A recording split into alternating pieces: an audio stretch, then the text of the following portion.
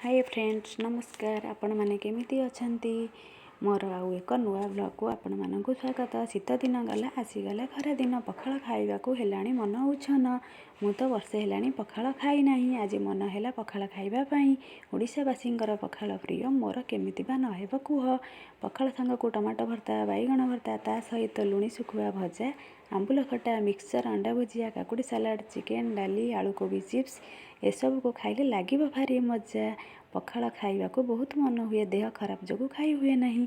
एबे समस्ते खाइबा को रेडी हो गले। मो पुआ बाकी रहीगला स्कूल रू आसिले खाइब समस्त संगे खाई पार्लानी बोली बहुत मन दुख करिब। सकाळु सब काम सारी रोसई रे लगी जाइथिली एबे सब रेडी करदेली। मो भाई खाइब गरम भात आमे दुई जण खाइबो पखाल भात। आपण मानकु पखाल खाइबा को भल लागे ना? आज समस्ते मिसी पखाल खाइबो पखालर मजा नेबो। मते तो बहुत पखाल भात भल लागे। रहूची बाय बाय।